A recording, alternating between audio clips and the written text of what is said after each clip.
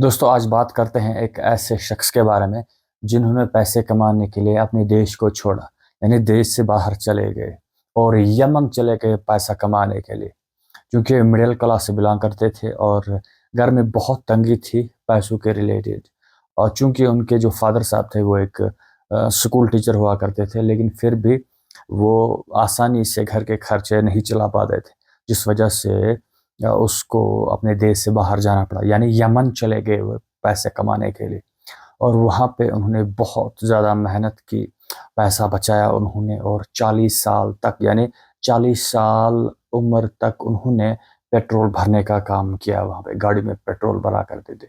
और इस ज़िम्मन में वहाँ पे बहुत सारे लोगों के साथ, बहुत सारे बिजनेसमैन के साथ उनका उठना बैठना हो गया। यानी उन्होंने देखा कि कैसे बिजनेसमैन जो हैं, कामयाब लोग, रिच लोग कैसे काम करते हैं, कैसे बिजनेस करते हैं। तो थोड़ी सी एक्सपीरियंस उनको हुई थी और उनके दिमाग में आया कि चलो अपने देश यानी हिंदुस्तान वापस चले आते हैं। और उस वक्त उन्होंने इतनी सारी मेहनत करके जो कुछ बचाया था पैसा, वो था लगभग 15,000 रुपये उसके जेब में थे, और वो वापस आ गए हिंदुस्तान। यहाँ पे उन्होंने, उनका जो ख्वाब था बिजनेस चलाना, अपना बिजनेस खड़ा करना, तो शुरुआत में लोगों ने उन पे हंसा, कहा कि ये पागल हो गया है, ये बिजनेस नहीं कर सकते, इसके पास कोई एक्सपीरियंस नहीं, तजुर्बा नहीं। लेकिन उसके अंदर एक चिंगारी थी। उन्होंने शुरुआत की और एक कपड़ा उन्होंने लॉन्च किया विमल के नाम से, जो बहुत चला और उसको काफ़ी ज़्यादा प्रॉफिट मिला। और आगे चल के उन्होंने उस प्रॉफिट को री इन्वेस्ट किया और नए नए बिजनेस खड़ा किए, रिलायंस में इन्वेस्ट किया। और आज जाके जो नेटवर्थ है इस कंपनी का, रिलायंस कंपनी का, वो है 105 बिलियन यूएस डॉलर्स। यानी वो इंसान जो मिडिल क्लास से निकला था, जिसके जेब में बहुत कम पैसे थे, यमन चले गए पैसा कमाने के लिए। और ये कैसे हो सकता है? वो भी एक मिडिल क्लास था, गुजरात से बिलोंग करते थे, यानी धीरू भाई अंबानी जी। आज उनके बेटे जो हैं मुकेश अंबानी जी, वो बिजनेस जो है उनके रन करते हैं। ये इसलिए पॉसिबल हुआ कि उनके अंदर सीखने की लगन थी, चिंगारी थी, कुछ करने की चाह थी। 40 साल के बाद जो है उन्होंने अपने आइडिया पे काम किया। तो आप जैसे मिडिल क्लास लोग, मेरे जैसे मिडिल क्लास लोग, हमारे अंदर भी चिंगारी होती है, लेकिन सही वक्त आने पे उस चिंगारी को और ज़्यादा हवा देने की ज़रूरत है और भड़काने की ज़रूरत है, ताकि वो आइडिया जो आपके पास है, जो चिंगारी आपके अंदर, मेरे अंदर छुपी हुई है, वो एक सक्सेसफुल बिजनेस में यानी किसी भी काम में वो कारगर साबित हो। हमारा आइडिया जो है, हमारे सपने जो हैं, वो पूरे हो जाएं। क्योंकि अगर सोच पे सबसे ज़्यादा जो कामयाबी है, वो सोच पे डिपेंड करती है।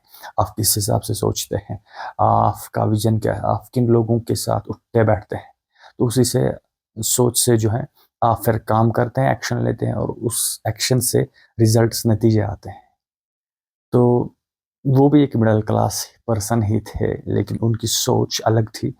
उनके अंदर कुछ कर गुजरने की चाह थी। तो आप भी घबराइए मत, आप भी हार मत मानिए। अभी तक आपने बहुत कुछ ट्राई किया होगा, मैंने भी बहुत कुछ ट्राई किए हैं, कुछ फेल हो गए, कुछ सक्सेसफुल हो गए। लेकिन ज़िंदगी जो है, चलना ज़िंदगी का नाम है, चलते रहना है, रुकना नहीं है, बस कदम आगे बढ़ाना है। तो सही वक्त पे आपको मिलेगा जो आप डिज़र्व करते हैं, जो आपके अंदर चाह है, जो आपके सपने हैं, वो पूरे हो सकते हैं, लेकिन आपको चलना पड़ेगा। हो सकता है 40 साल में, हो सकता है 30 साल में, हो सकता है 25 साल में, कोई कुछ नहीं कह सकता। तो ब्रेक थ्रू जो मिला धीरूभाई अंबानी जी को 40 साल के बाद, तो आप नहीं जानते कि लाइफ में क्या हो सकता है, मैं नहीं जानता कि लाइफ में क्या हो सकता है। इसीलिए काम करते रहना चाहिए, सीखते रहना चाहिए, और सीखने के साथ-साथ उसको लागू करना चाहिए, इम्प्लीमेंट करना चाहिए। उसी वक़्त हमें मालूम चलेगा कि हमारा आइडिया जो है, ये काम करने वाला है, सक्सेसफुल आइडिया है या बेकार आइडिया है। उस फेलियर से हम क्या सीखते हैं, या अगर हमारा जो आइडिया है वो सक्सेसफुल होता है, तो उसको हम और ज़्यादा सक्सेसफुल कैसे बनाते हैं।